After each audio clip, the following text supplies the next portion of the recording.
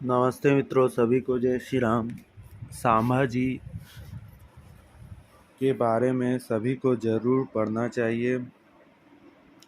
संभाजी राजे का इतिहास हर हिंदुस्तान को जरूर पढ़ना चाहिए। गजब का मिलेगा प्रेरणा। संभाजी राजा ने अपनी अल्पायु में जो अलौकिक कार्य किए उसका पूरा हिंदुस्तान प्रभावित हुआ। इसलिए प्रत्येक हिंदू को उनके प्रति कृतज्ञ रहना चाहिए। उन्होंने साहस एवं निडरता के साथ औरंगजेब की 8 लाख सेना का सामना किया तथा अधिकांश मुगल सरदारों को युद्ध में पराजित कर उन्हें भगाने के लिए विवश कर दिया।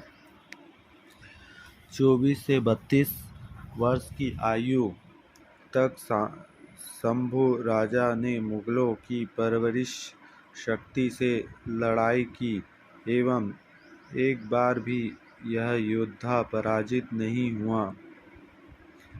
इसलिए औरंगजेब दीर्घकाल तक महाराष्ट्र में युद्ध करता रहा।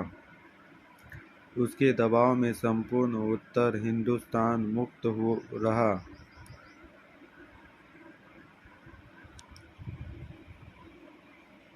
उसके दबाव से संपूर्ण उत्तर हिंदुस्तान मुक्त रहा। इसे संभाजी महाराज का सबसे बड़ा कार्य कहना पड़ेगा।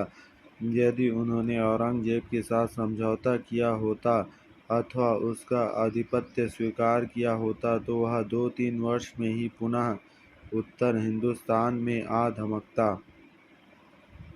परंतु संभाजी राजा के संघर्ष के कारण औरंगजेब को 27 वर्ष दक्षिण भारत में ही रुकना पड़ा। इससे उत्तर में बुंदेलखंड, पंजाब और राजस्थान में हिंदुओं की नई सत्ताएं स्थापित होकर हिंदू समाज को सुरक्षा मिली। वीर शिवाजी के पुत्र वीर संभाजी को अयोग्य आदि की संज्ञा देकर बदनाम करते हैं, जबकि सत्य ये है कि अगर वीर संभाजी कायर होते तो वे औरंगजेब की दास्तां स्वीकार कर इस्लाम ग्रहण कर लेते। वह न केवल अपने प्राणों की रक्षा कर लेते अपितु अपने राज्यों को भी बचा लेते। वीर संभाजी का जन्म 14 मई 1657 को हुआ था। आप वीर शिवाजी के साथ अल्पायु में औरंगजेब की कैद में आगरे के किले में बंद भी रहे थे। आगरे के किले में अपने 11 मार्च 1689 को वीर गति प्राप्त की थी। इस लेख के माध्यम से हम संभाजी के जीवन बलिदान की घटना से धर्म रक्षा की प्रेरणा ले सकते हैं। इतिहास में ऐसे उदाहरण विरले ही मिलते हैं। औरंगजेब के जासूसों ने सूचना दी कि संभाजी इस समय अपने 5-10 सैनिकों के साथ वारद्वारी में रायगढ़ की ओर जा रहे हैं। बीजापुर और गोलकुंड की विजय में औरंगजेब की शेख निजाम के नाम से एक सरदार भी मिला जिसे उसने मुकरब की उपाधि से नवाजा था। मुकरब अत्यंत क्रूर और मनदाद था। संभाजी के विषय में सूचना मिलते ही उसकी बाहें खिल उठी। वह दौड़ पड़ा रायगढ़ की ओर। संभाजी अपने मित्र कवि कलश के साथ उस समय संगमेश्वर पहुँचे चुके थे।